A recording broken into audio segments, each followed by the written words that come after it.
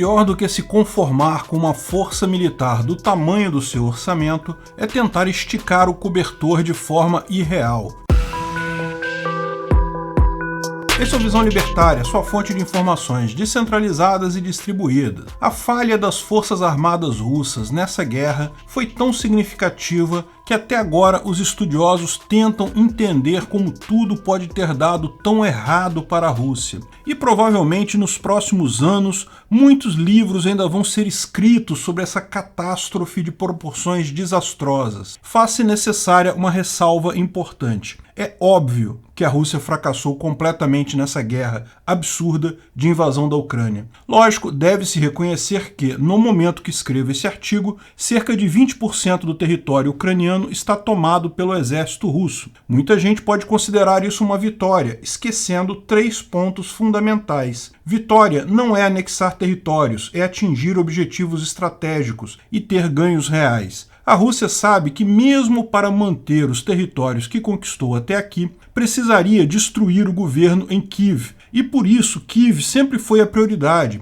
Os primeiros movimentos e o máximo da força militar russa foram inicialmente direcionados para lá. No momento que a Ucrânia ganhou a Batalha de Kiev, a Rússia já perdeu essa guerra, posto que ela não tem como manter os territórios ocupados sem um enorme esforço. Sim, pode ser que a Rússia tente novamente tomar Kiev, mas me parece pouco provável que tenha forças suficientes para isso. Segundo, que conquistar um território é muito diferente de manter um território. Na situação atual, se a Rússia meramente diminuir sua presença militar na região, a Ucrânia retoma todo o território rapidamente. E a Rússia não tem condições de manter as forças militares mobilizadas ad eterno. Terceiro, mesmo desconsiderando qualquer aspecto prático, a Rússia era considerada, acredito que não seja mais nesse momento, a segunda força militar do mundo. Se isso fosse verdade, se ela realmente tivesse esse poder todo, a guerra contra a Ucrânia seria similar à guerra dos Estados Unidos contra o Iraque. Em um mês, os americanos conquistaram todo o país. E o exército do Iraque não era ruim, não. E só para deixar claro, eu acho também que essa guerra dos Estados Unidos contra o Iraque também foi absurda e injusta. O fato de estarmos no 100º dia dessa guerra e todas as operações russas agora estarem concentradas em uma pequena região, visando dominar um punhado de cidades sem sequer valor estratégico ou econômico, cara, isso é uma derrota, não tenho o que dizer em contrário. Sim, a Ucrânia está sofrendo muito aqui, teve uma parte significativa do seu território devastada pela guerra. Algumas cidades importantes, alguns centros industriais, foram totalmente dizimados, mas reconstruir isso é muito mais rápido do que você pode imaginar,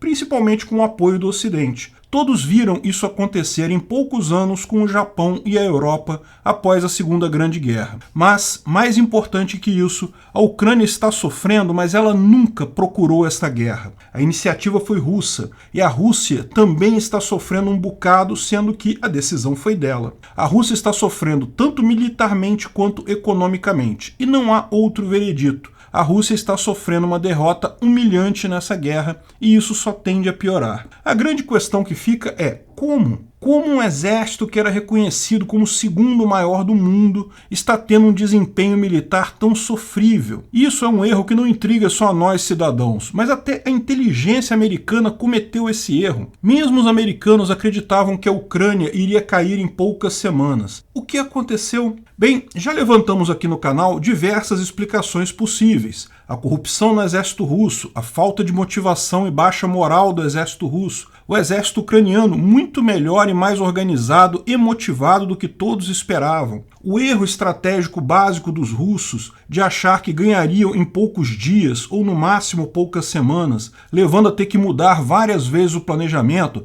tentar Kiev, abandonar Kiev, tentar Izium, abandonar Izium, está tentando agora uma terceira fase só em Luhansk. Enfim, um monte de coisas podem ser apontadas como causa desse problema. Mas o artigo de Michael Kaufman e Bob Lee no War on the Rocks levanta um outro ponto: as frustradas tentativas de reorganizar o exército russo desde a época soviética. Olha que entre os pontos que eles colocam tem coisas que servem de lição para o Brasil também. Quando a União Soviética se desmanchou no ar em 1991, as forças armadas soviéticas estavam em completo abandono. Os países que emergiram da União Soviética formaram suas próprias forças armadas com base no que sobrou das forças soviéticas em seu território. Mas não tenha dúvida, era algo completamente caótico. Apenas em 2008, Putin resolveu empreender uma reforma e reorganização dos militares russos, resolver ter um exército de verdade. A ideia era abandonar o modelo de conscrição de reservistas e partir para uma força com efetivo menor, mas totalmente profissional, só de soldados voluntários. Essa mudança seguiria o padrão de outros países do Ocidente, visando a guerra mais moderna. Hoje em dia, depende-se muito mais de equipamentos e tecnologia. Número de pessoas não quer dizer praticamente nada, se essas pessoas não souberem operar a tecnologia.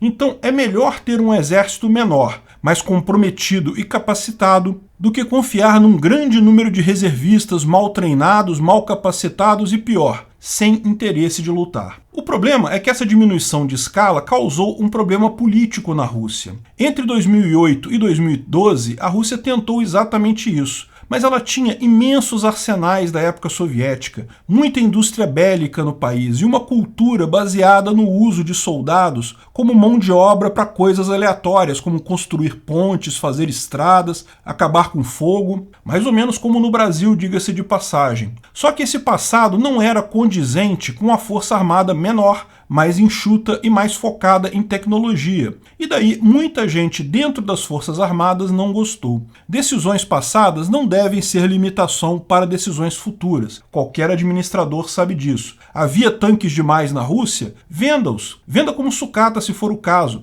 Não justifica gastar ainda mais dinheiro para criar e popular unidades para usar esses tanques, se na prática isso não é necessário para o modelo de guerra atual. Mas em política isso é mais fácil falar do que fazer. Ao contrário, em 2013, a Rússia decidiu optar por um modelo intermediário, um modelo com a força regular contratada maior, os soldados alistados, mas também mantendo um grande número de conscritos. Parecia a solução perfeita. Eles teriam uma força mais constante, mais bem treinada e ainda poderiam expandir essa força em tempos de guerra. Uma formação russa, tipicamente em tempos de paz, está populada em apenas 70%. Em caso de guerra, os 30% restantes seriam de recrutas e reservistas. Além disso, as unidades russas foram organizadas em BTG, Grupo Batalhão Tático, que engloba várias forças em um único comando. Esses BTGs têm, em tempo de paz, de 400 a 700 militares e em tempo de guerra, com os conscritos, entre 600 e 1.000. Esse intervalo muito grande dava margem para muito ajuste, e com a corrupção nas forças russas, a dificuldade de ter soldados contratados o suficiente,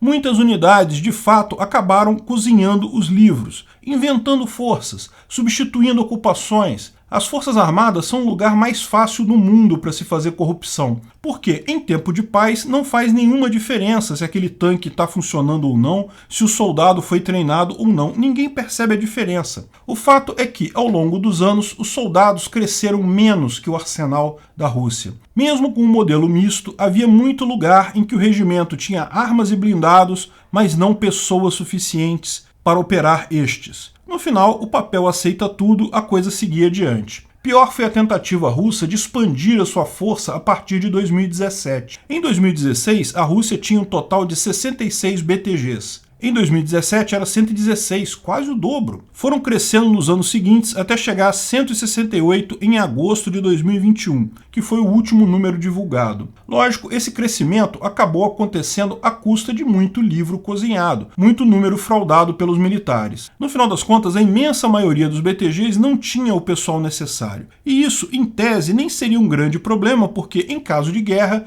eles poderiam chamar os reservistas e complementar os números. Mas daí chega o Putin e resolve fazer uma operação especial em tempo de paz, sem incluir conscritos ou fazer mobilização coercitiva. O resultado foi que os cerca de 130 BTGs colocados na guerra estavam todos eles incompletos. Alguns tinham apenas 180 membros, e a coisa começou a piorar muito mais à medida que tiveram grandes perdas em Kiev e em Donbás. Mas mesmo os BTGs muito bem estruturados ainda tinham falta de infantaria, o que faz sentido. Operadores de tanque e artilharia são posições que necessitam de maior capacitação, então são os soldados contratados, e esses estão lá. A infantaria, por outro lado, é a arma que melhor pode ser deixada a cargo de conscritos e reservistas. Usa relativamente pouca tecnologia se comparada às outras armas. Mas esses então, como eram baseados em conscritos, não estavam lá, levando a diversos problemas como tanques avançando sem apoio da infantaria, com consequências desastrosas. Um tanque sem apoio da infantaria fica vulnerável a NLAWs, Javelins e outras armas do tipo. O erro inicial do Putin, que julgava que o governo ucraniano ia cair facilmente e não seria uma guerra de verdade, acabou jogando ele numa guerra de verdade com uma força despreparada para isso. Ainda assim, mesmo depois de perder seus principais objetivos, Putin ainda acreditou que a mera superioridade de números poderia ser suficiente contra a Ucrânia.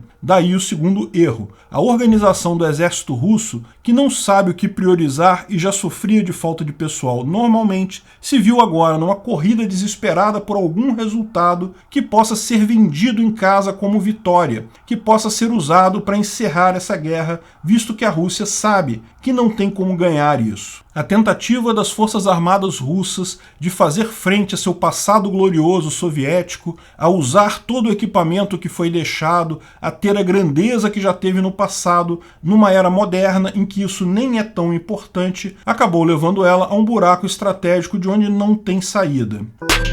Obrigado pela audiência. Esse vídeo foi um oferecimento de armataweb.com, cloud e serviços de data center. 100% de compromisso com a satisfação e privacidade dos clientes. Aceitamos Bitcoin. Veja o link na descrição do vídeo. Se você gostou desse vídeo, clique no like e compartilhe ele em suas redes sociais. Se inscreva no canal para nos ajudar, clicando no botão vermelho abaixo. Se quiser ser avisado de novos vídeos, clique no sininho ao lado. Se você quiser comprar camisas e outros itens do Visão Libertária, veja nossos itens no site Pimenta no Café, pimentanocafé.com.br/Visão Libertária, tudo junto sem acento, ou clique no link da descrição. Até a próxima!